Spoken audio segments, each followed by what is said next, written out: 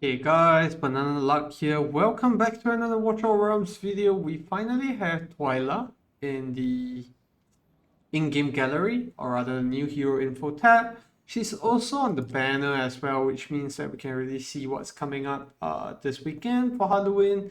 And today we're just going to talk about her and also maybe talk a bit about the bond skill that she has with Hex at the moment. So we have the Halloween event all updated here, which is nice. We don't normally get this on Mondays, like it's not always confirmed. Sometimes we even get it only on Wednesdays, so that's great. So first of all, we have this skin. Obviously, this is going to be the Baron skin with a pumpkin head, which looks pretty cool. And it looks like we just have to play the game to actually get the skin. Then you have your normal 2x banners. Ancients wise with a Morrigan Alistair banner. Pretty meat banner. I wouldn't go crazy on this, or rather I wouldn't even pull at all. And then you have the standard event sign-ins and all that alongside with the Celine Shard event. And now we have Twyla. So we'll look at Hex first. So Hex is getting a bond skill. Obtains Twyla the red smile to unlock the following. When Fate the Hermit is triggered, Hex gains an additional shield equal to 40% of attack for 10 seconds, and if Twyla is on the field, reduces Hex cost by 4, which means that his cost can go all the way down to 8. Now, what I don't like about this is that even though they have a bond skill, both of them are from a different faction. Infernal Piercer on Hex, and then Twyla is just Nightmare only. So, not many places I can think of where you actually use them, because both of them really need their faction to shine. So, yeah, Nightmare units typically need Torador as a lot to do really well, and same with Hex, with either Infernal Lord or Piercer Lord to really amp up his damage. So, not a big fan of the Bond. I don't think it does much for Hex, but let's look at Twyla. So base attack wise, she has pretty crazy stats: 28k HP, 6.3k attack, very good. And then you also have about 2.6 second attack interval, which is slightly below average. And then talent, each basic attack launch has a 25% chance to trigger Deranged Blade. What that is it deals 20% damage 12 times consecutively, which is 240% damage, then inflicts bleed for 5 seconds. Very similar to Kigiri with the bleed timing. Then the trigger chance of Deranged Blade is increased 5% each time the ultimate is cast, up to 15%, which goes up to 40% total, which just means that the longer the battle drags out, the stronger she gets in terms of additional damage. Then basic attack, 120% physical damage, that's normal. First passive, after not dealing damage for 2 seconds, increases rage regen by 20 per second, I think, because this rage regen auto, and the effect is removed upon dealing damage. So basically meaning that in certain content where there's waves of monsters, she's gonna get her ultimate up pretty quickly.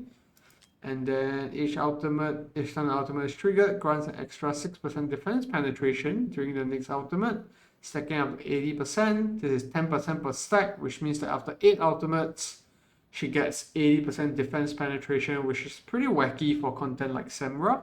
But I've not seen any concrete testing to show that, actually works out really well for her. But given that she has pretty insane base stats, I'll imagine that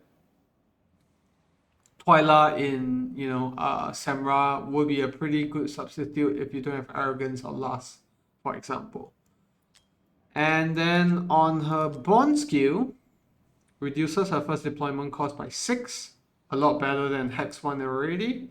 Each time Hex draws a card, Twyla permanently increases crit damage by 5%, up to 60% crit damage, which means that it's gonna get Hex is gonna give her max damage in like 2 ultimates or so, which is all just permanent increases, so it's very good.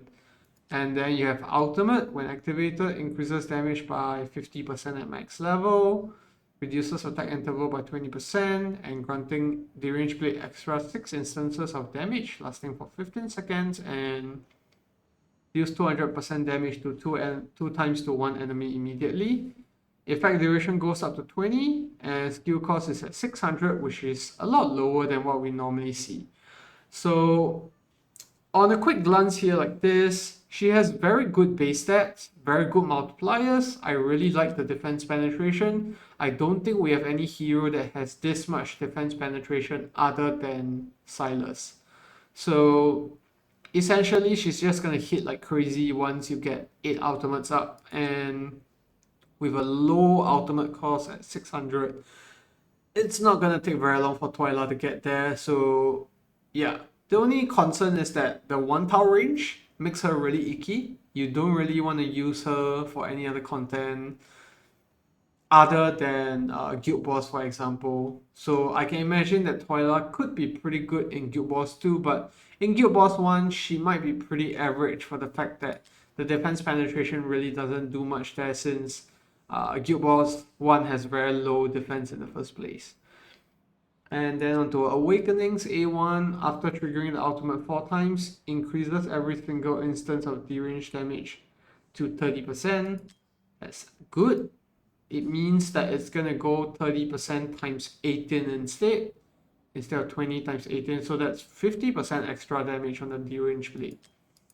A2 flat attack makes sense given how high her base attack is. And then increase ultimate duration, that's gonna be great. Penetration, always great for a unit like Twyla. And then upon taking fatal damage for the first time, becomes immune to death for 6 seconds and increases damage by 100%.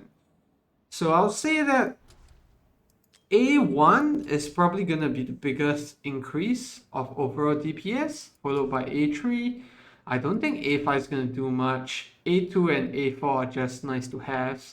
So yeah, it'll be interesting to see some testings from the CCs who actually have access to test server to see whether A1 actually results in a bigger increase compared to A3, because extra 5 seconds, if she doesn't proc her deranged blade, it's not going to do much. And yeah, it'll be interesting to know as well if deranged blade, there's a cooldown on it or anything, or it can just trigger repeatedly after each attack. But we won't know that until we see some CCs actually test her out. But all in all, seems like a decent fighter. I would definitely pull for her, I think, if I get enough resources, just to get the bond skill going on and take her out from the nascent pool. And yeah, I think she'll be great in Guild Boss 2 for sure, if let's say you don't have like arrogance, because this is pretty crazy in terms of the multipliers that she has going on. But yeah, that's Twyla. Nothing really much to talk about here. Hex and Twyla are looking to be both really good starter units even as a new account. But it's still questionable as to whether she's that crazy because of that 2 tower range. Can't really use her anywhere outside of Guild Boss. I think in campaign, if the mobs are hitting a bit harder, then Twyla might not be as good there. Can only foresee her being good in Guild Boss content. And yeah, 12 times attack, I don't know, maybe she'll be good in Styx Codex as well, but other than that, I do think that if you stack her with Torador, she could become really good because of that 30% chance to land an extra attack, which means that there's a 30% chance for her to launch an extra deranged blade, if that makes sense. So yeah, that's Twyla. Nothing really much to go on about here. Probably go into more detail in another video of whether you should summon for her depending on where you are in the account, because there's 2 seemingly amazing heroes for Guild Boss content. Hex is still not too bad for other content throughout the campaign, but I'm not too sure about Twyla because of that 2 tower range that she has. So yeah, that's gonna be it for the video. Thanks for tuning in. If you have any more comments about Twyla, leave it down in the comment section below. And I hope you enjoyed the video. If you did, leave a like and subscribe to the channel, and I'll see you in the next one. Goodbye.